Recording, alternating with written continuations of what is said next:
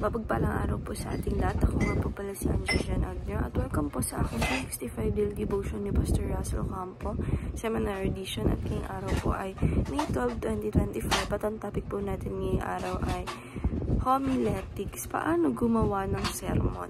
And yung scripture po natin ngayong araw ay 1 Corinthians chapter 2 verse 1 to 2. Sabi po dito, "And so it was with me, brother and sister, when I came to you, I did not come with eloquence or human wisdom, as I have proclaimed to you the testimony about God. For I resolved to know nothing while I was with you, except Jesus Christ and Him crucified." Sa Tagalog po, ang Kristong ipinako sa krus.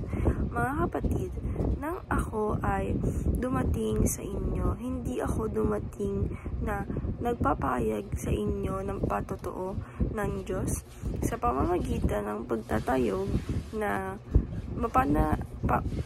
pananalita o karunungan, sapagkat aking siyang walang anumang malalaman sa gitna ninyo maliban sa Jesucristo at siya ipinako sa krus. And yung concept po ng homiletics is the art of skills of delivering a Bible-based sermon or message. It is the sacred task of faithfully God's words in a way that touches the heart, feeds the soul, leads people closer to Christ. It's not just about speaking, about letting God speak through His people. And yung teaching po natin is, teaching number 1 is preaching is not about style, hype, or charisma. Sabi po dito na yung preaching or pagsasabi po natin ng pagbabasa po natin ng gospel, pagbabasa po natin ng Bible, is hindi lang po siya about style ng pagbigay mo, pag-preach mo, or pagbigay mo ng pagsabi mo sa mga tao, or yung hype or yung charisma. But siguro po, but preaching is telling God truth, not opinion. Sabi po dito na hindi lang yung preaching is about style, hype, or charisma, but yung preaching is, ito yung pagsasabi mo ng God's truth na nandun sa Bible, and hindi lang yung opinions mo sa sarili mo. Dapat yung mga preaching mo is nandun sa Bible, and ito ay God's truth.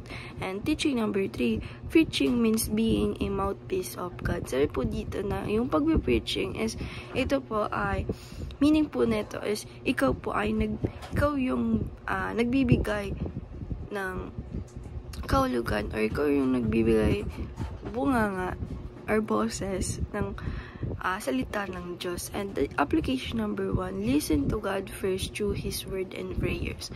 Sabi po dito, na-apply po natin sa sarili natin na tayo po ay mag-listen sa ating Panginoong Diyos first, lalo na po sa word niya and sa prayer. And application number 2, speak from the heart to reach the heart. Sabi po dito, na-apply po natin sa sarili natin na magsalita po tayo na galing sa ating puso, at magsalita po tayo na dapat yung pagsasalita natin is talagang appreciable sa atin, na pati puso natin is natutuwa. And application number 3, rely on Holy Spirit for empowerment. Sabi po dito, na-apply po natin sa sarili natin na dapat po yung mga salita po natin, yung mga pag-reach natin is rely po ito sa Holy Spirit for empowerment. Ito. And dahil lang po ngayong araw. Maraming salamat. God bless.